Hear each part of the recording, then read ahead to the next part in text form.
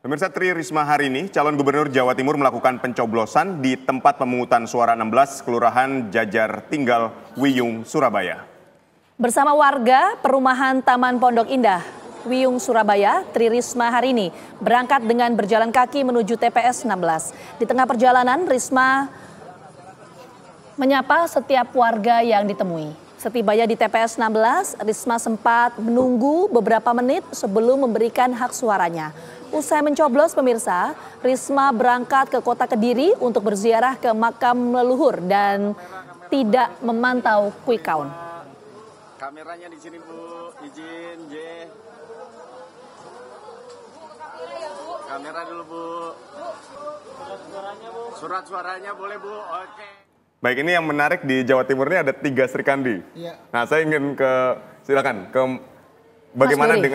bagaimana dengan pertarungan 3 Sri Kandi di Jawa Timur ini? Ya, Mas di Duri, Jawa silakan. Timur saya kira sangat menarik ya, karena calon gubernurnya itu representasi dari perempuan semua, dan ini saya kira tidak terjadi ya di tempat lain, setidaknya pada level provinsi.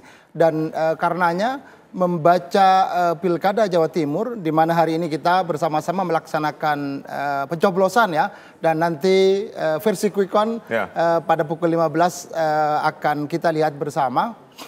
Nah, yang menarik di Jawa Timur ini kan seperti replikasi Pilpres kita di Februari kemarin. Jadi ada satu pasangan, jadi pasangan nomor urut 1 representasi dari Partai Kebangkitan Bangsa, kemudian nomor urut 2 dari Kim Plus ya. Jadi ada Nasdem dan PKS yang mengalihkan dukungan kalau di Pilpres kemarin bareng dengan PKB ya.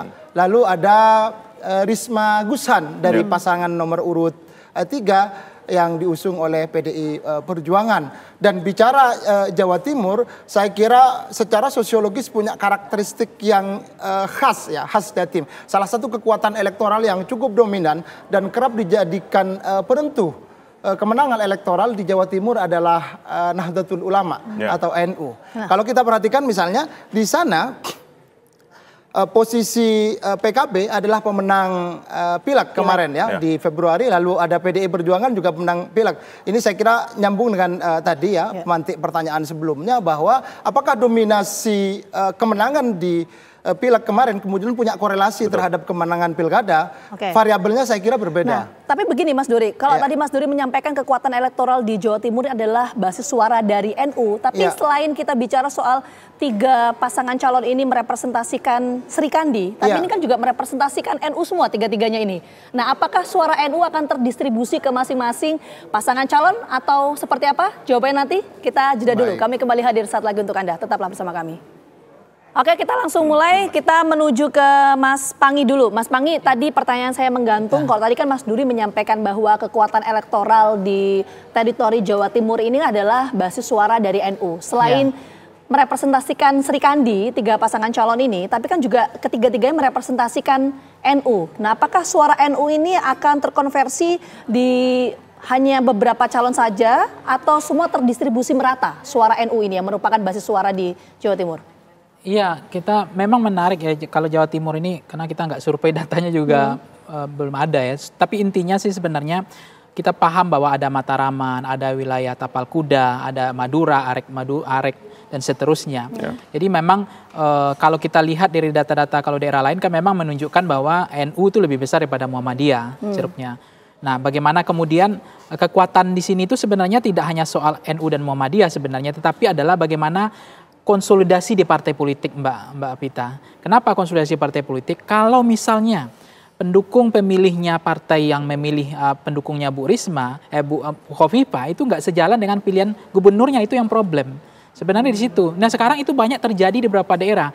Misalnya gini, dia adalah Gerindra, dia kader Gerindra, tetap dia pemilih Gerindra misalnya. Itu pun masih ada memungkinkan dia tidak ikut perintah dari partai. Itu yang membuat memang split ticket voting kita itu terjadi. Kalau tidak terjadi itu sebenarnya itu sangat efektif karena memang di data-data kita sebelumnya itu pengaruh personalisasi kandidat, center of kandidat itu di atas rata-rata 60-80%. Kalau partai pengusung itu 11-15% pengaruh partai pengusung.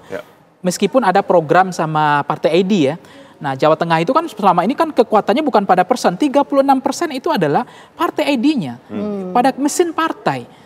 Jadi siapapun kalau diusung oleh PDIP selama ini di Jawa Tengah itu menang gitu. Selalu menang ya. Karena dia tidak bicara tentang personalisasi kandidatnya. Itu terbukti fakta itu di Jawa Tengah. Baik. Nah, sekarang di Jawa Timur, kalau kita bicara Jawa Timur tadi adalah sejauh mana partai-partai pengusung tadi itu tegak lurus ya, beririsan antara pemilih partainya dengan pemilihan calon bupati, wali kota atau gubernurnya. Itu yang penting. Di samping memang perabel-perabel yang lain ya, ada program, ada isu, ada termasuk mesin partai tadi.